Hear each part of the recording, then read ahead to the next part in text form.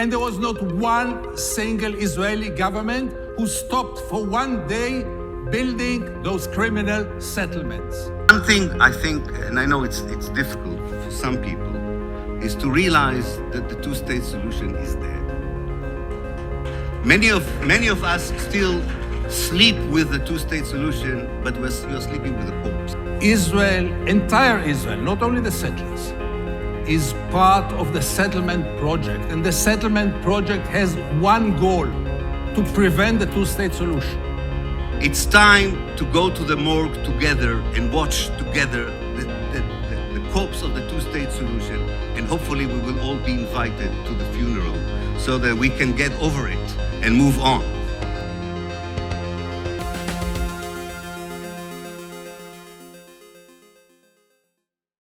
When we talk about why a two-state solution isn't possible, we need to examine the overall specifics of what a two-state solution would look like, which in this case means discussing one on Israeli terms. Netanyahu and Trump devised a strategy that epitomized Israeli policy in this regard, which is constructed of 3 points: maximizing Israeli territory, ensuring an undivided Jerusalem falling within Israeli jurisdiction, and allowing all Israeli settlers within the West Bank to stay in place. This is the map that they came up with on those parameters, allowing a territorially maximized Israel to exist alongside a state minus of Palestine, a state in name only, gutted of any historical significance or contiguous territory.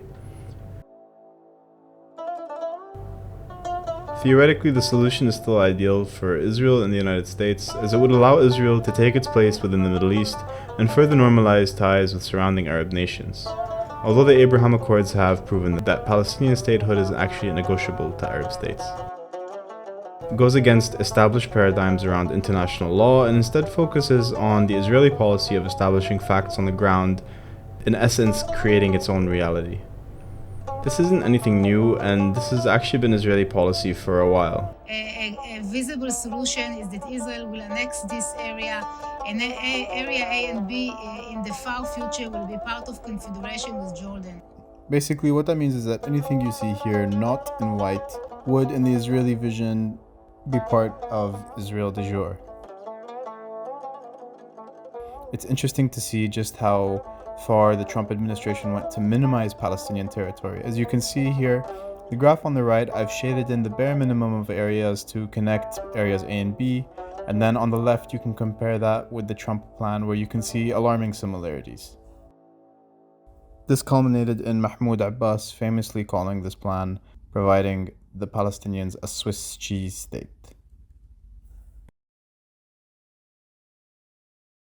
Plans like this explain a sharp decline in the support for two-state solution in both the Palestinian and Israeli camps over the last 3 years. In this two-state solution, territory for Israel is maximized. Moving on to Jerusalem, the 3 holiest sites all remain under Israeli jurisdiction despite the fact that they are, under international law, occupied Palestinian territory. In this plan, Israel gets an undivided Jerusalem. And finally, the settlers, explicitly stated in the Trump plan, will be able to stay in place.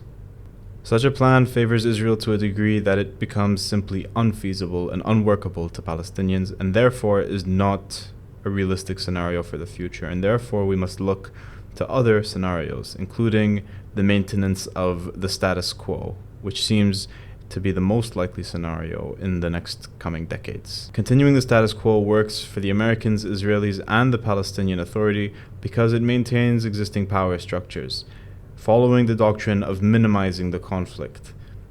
In this case, home demolitions continue, corruption within the Palestinian Authority continues, the theft of Palestinian land continues, and American taxpayer money flowing to Israel continues. Finally, we reach the one democratic state solution. In this scenario, the entire territories of the Mandate of Palestine are unified as one democratic state, secular in nature, with theoretical full representation for all ethno-religious groups.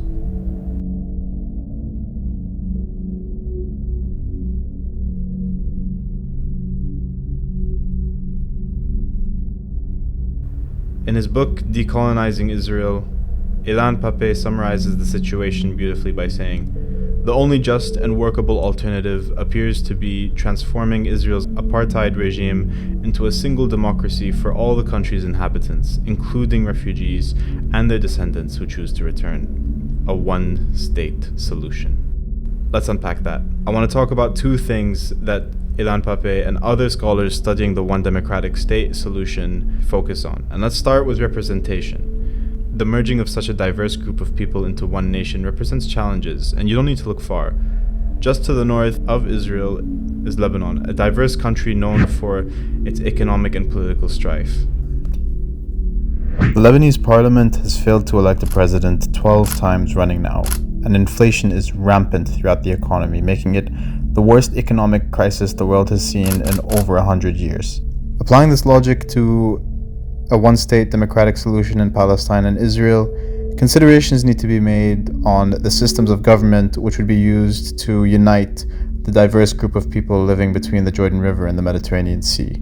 The Lebanese structure of a dysfunctional republic was birthed after a bloody and long civil war between different ethno-religious groups within the state, which have led to the political deadlock we see today.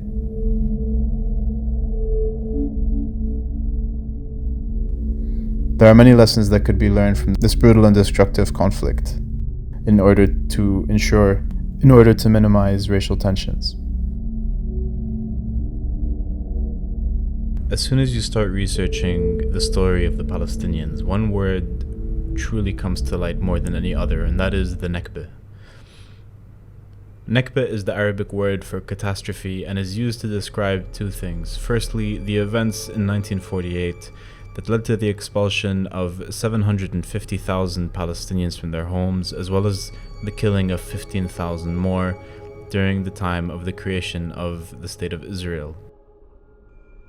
Palestinians, however, will also refer to this as part of an ongoing process whereby they are being robbed of their homes, land, and livelihoods by the occupation.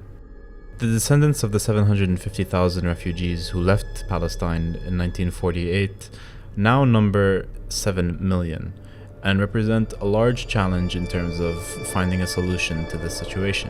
Of the 7 million that choose to return to Palestine, several would feed into the greater disparity in numbers between Palestinian Arabs and Israeli Jews. Now, I want to be clear, what I'm talking about here is a one-state democratic solution. The maintenance of the status quo, which I discussed earlier, is within the context of what today is a one-state apartheid reality, according to several human rights groups. In this democratic option, the rights of Arabs, Jews, and all others will need to be respected. Overall, due to the historic contexts with which this solution is discussed, it doesn't look too likely to happen in the near future, although the collapse of apartheid South Africa gives hope for big change in small amounts of time. As Vladimir Lenin once put it, there are decades where nothing happens, and then there are weeks where decades happen. Only time will tell what happens in the Holy Land. Thank you for everyone who liked, commented, and shared part 1 of this video. I truly hope that you found part 2 just as informative and enjoyable.